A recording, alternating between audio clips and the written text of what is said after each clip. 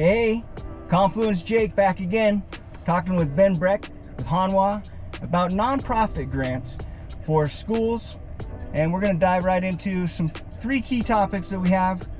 What do these grants do? What are the allowable uses? And how much is available this year? Benny boy, how you doing? Hi Jake, I'm doing well. Happy Friday to you, bud. Happy Friday. Happy Friday. So let's get right into this. Tell me when nonprofit security grants are going to open, and we'll talk about Colorado first since that's where we're located. And then secondly, when are these grants due for 2025? So I want to give you an overview of what the grant program is. It's funded by FEMA at the federal level. Click on the link at the bottom center of your screen and you'll be taken to FEMA's homepage for the Nonprofit Security Grant Program. The funds are passed to each state, and each state administers their own nonprofit security grant program. Most states' nonprofit security grant programs are managed by their emergency management department. So the Department of Homeland Security, Department of Emergency Management, and those states set their own deadlines. That said, Colorado's opened in August. It was due early fall. It's going to open again late January, early February, and a number of other states have opened. I'm happy to read that list to you now. So the states that are open, and you can go to and Google search the state name Nonprofit Security Grant Program. Virginia, so you would simply Google Virginia Nonprofit Security Grant Program. Another state that's open is South Carolina, Arizona,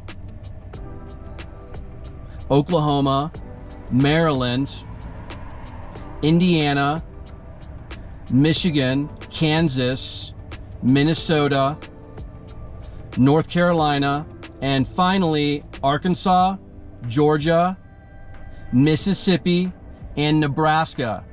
Again, Colorado is going to open late January, early February. What you can do now to prepare is to make sure that you have a recent threat and vulnerability assessment for your organization.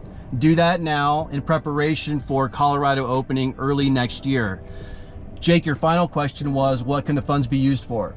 The funds can be used for a few different categories. Category one is increasing the quality of data coming from the edge, meaning a camera or a vape sensor, increasing the quality of data coming from the edge to your security operations center or your VMS, video management software. So if you upgrade from an analog device to an intelligent device, that's upgrading or increasing the quality of data coming from the edge to your VMS. The second category is increasing the quantity of data. So increasing the number of devices surveilling your school or in your restrooms.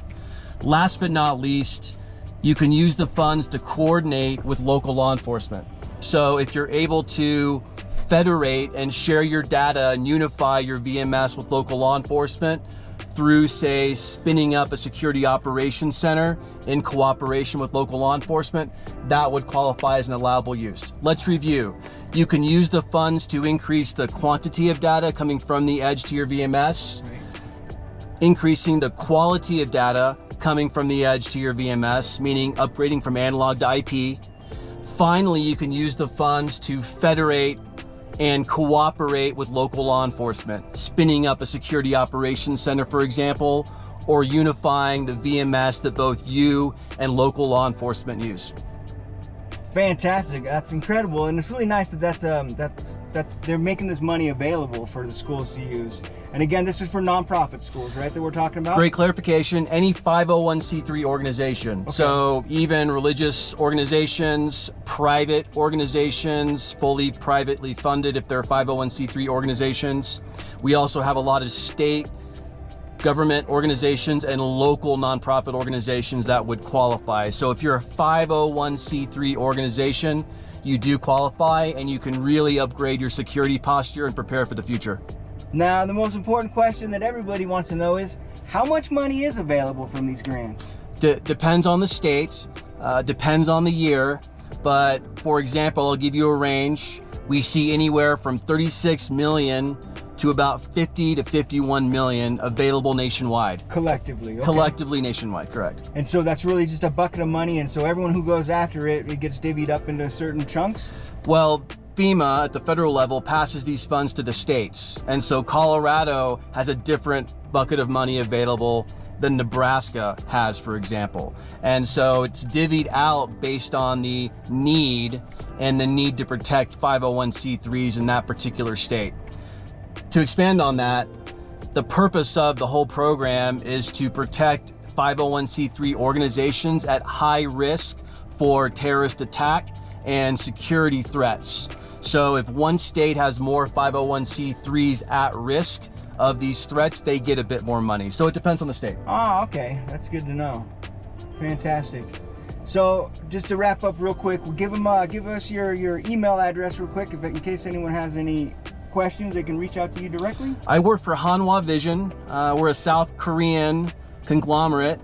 Really, our roots are aerospace defense. We have a North America safety and surveillance division. I focus just on education, K through 12 and higher ed. So my email address is ben.breck, first name dot last name, at Hanwha, HANWHA.com. And look at your screen. I'm sure Jake will post my email address on the screen. We'll get it up there. And Jake McComey with Confluent Security, a systems integrator here in Colorado, jm@con-sec.com. I enjoyed this. That's great. Thanks so much, Ben. My pleasure. Super informative. Can't wait to do it again.